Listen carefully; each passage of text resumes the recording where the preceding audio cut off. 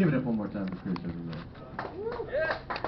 Up next to this year open mic, we have Chris Oliver Times, ladies and gentlemen. Oh, that's me. Give him a warm welcome.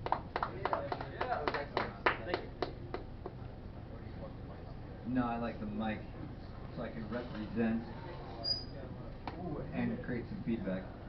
My falsetto isn't nearly as good as that gentleman's, but that's okay.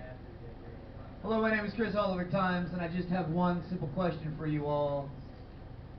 Are you human? I asked this simple, thank you for the nods. Got a little reassurance there. A few humans in the audience this evening. I asked this simple question because I'm here to tell you that evil walks amongst us, my friends. They look human, they act human, but they sure as shit are not human. They run our media to present you with an illusion of choice. They run our religions to deter you from your spirituality. And they run our governments to create fear and distrust. But more importantly, they are your friends, they are your lovers, they could be your family. You are watching a play. When you turn on your TV, when you walk around in this meat space we call reality, you are watching a play. And this play says two things over and over. Be scared, be selfish. Be scared, be selfish. This play that we're watching has one intent, and that is to divide us as a people. This evil is easy to spot once you know what to look for. They are the people that nitpick too much. They are the people that are angry without cause. They are the people that turn discussions into arguments and then refuse to lose the argument. They are the people who get tired and blank in the middle of their lists. Anyone else a little fazed by the cold? I'm still getting used to it myself. But they're basically the people who incessantly talk about their problems or the problems of others and spend their time telling you how terrible your fellow man is. But I'm here to tell you, your fellow man is pretty great. In the book of Revelations, it is said that the end of times will be signaled by a series of trumpets. Coming soon, Trump, Pence. I like to think that's a coincidence, but I no longer believe in coincidences. Here we have a candidate that spent his campaign increasing tensions amongst the races, increasing tensions amongst the gender, creating more distrust in the U.S. government. And if you don't distrust the U.S. government already, you need to pay more attention, and also increasing global tensions, especially with China and Iran. Because why let sleeping dogs lie, huh? I myself, I don't see Trump ever taking office. Does anyone here, if you try to picture Trump in the White House, can you see that? Can you picture that? I cannot picture that. So I think one of two things is about to happen. Either one, our electoral college is going to go rogue for the first time in history and elect Hillary, what's her name? I've forgotten already, she lost. And elect Hillary Clinton. Oh, tired tongues don't like words. Or I think we're going to see another false flag attack in early January, and Obama will declare martial law and serve a third term. It could happen. But maybe Trump does take office. Let's have a wonderful flight of fancy right now. Let's say that Trump does take office, and in the first week of office, he comes out and announces that the U.S. government has been in contact with alien life since the 1950s. It could happen. He may even go on to say how that alien technology was used on 9/11 to bring down the World Trade Center buildings. 2 planes did not bring down 7 buildings, my friends. You're not dumb. You know this. What did bring down those buildings was technology we've only seen one other time, and that was at the World Trade Center bombing in Oklahoma. If you'd like to know the full details of that, spoiler, it was electromagnetism. I highly suggest the research of Dr. Judy Wood. She is a forensics engineer who spent a decade researching the crime scene. And she's the only one with a theory that explains all the phenomena that was observed that day. There have been many changes to our reality that have absolutely no logical explanation. The internet has dubbed this phenomenon the Mandela effect. Has anyone heard of the Mandela effect? A few in the back there. The most famous of the Mandela effects is the book The Berenstain Bears. You remember the book The Berenstain Bears? Probably read it as children. That book is now called The Berenstain Bears with an A. And it does not matter how old of a book you look at, the books you read as children, the books our parents read to us as children, The titles of those books have changed. Our reality has changed for no reason.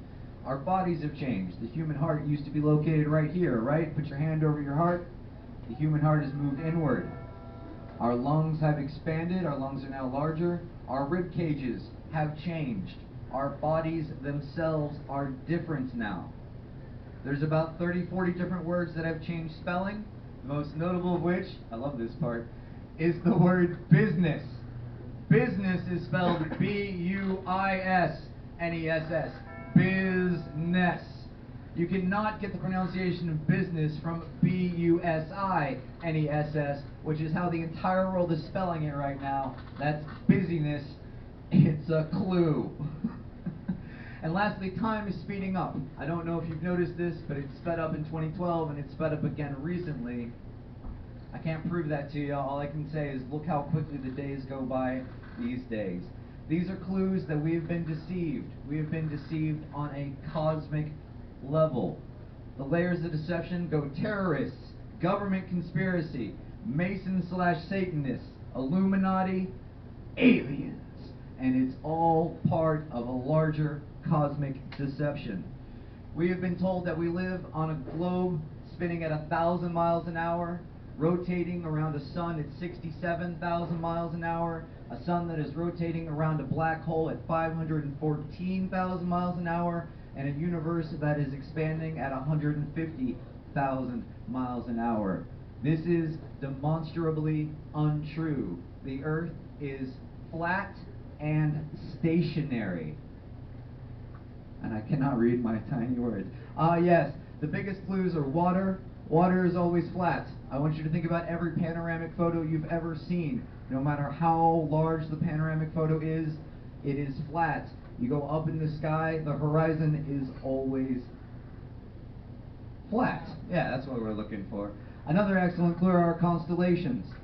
If we were in a universe that was expanding at 150,000 miles an hour, how could we possibly have the same constellations as ancient astronomers? But we do. They're still there. They do not change. The most telling of the stars is Polaris, our North Star. In order for Polaris to remain over our North Pole, it would have to match the wobble of our planet on the axis, our planet's rotation around the sun, then the sun's rotation around that central black hole, and it would also have to match the universe's expansion. If you were to take a time-lapse photo of the stars, you would notice that Polaris stays still, more or less, and all the other stars rotate counterclockwise around it. Another good example are clouds. Clouds are moved by winds. If winds were moving around a spherical object pushing those clouds should have the same arc as the sphere those winds are moving around. Clouds do not have arcs. They're not perfectly flat, of course, but they are far more flat than they are arced. The Statue of Liberty, which has changed. It's another one of the Mandela effects. It's moved from Ellis Island to Liberty Island. No reason. Statue of Liberty's face has changed. Look at a picture. She's not the same.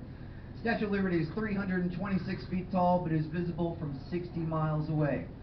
If we lived on a curved planet, we should see 8 inches of curvature for every mile squared. So that 1 mile, you'd have 1 inch. At 2 miles, you'd have 32 inches. At 10 miles, you'd have 800 inches. It goes up exponentially.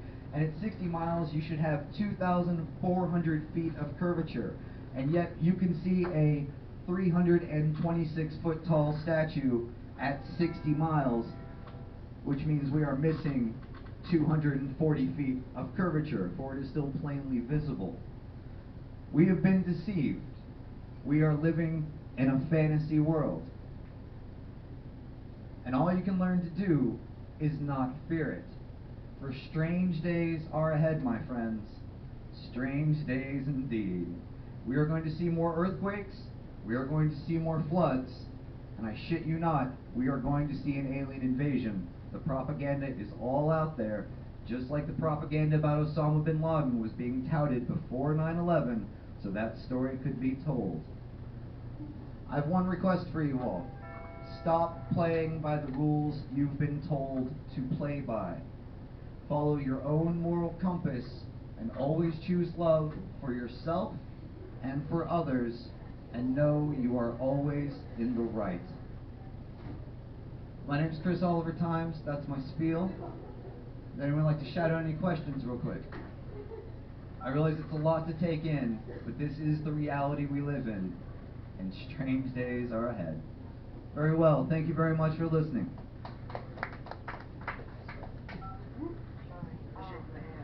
Chris Oliver Times, everybody. Up next to this open mic, we've got Nick Haddock.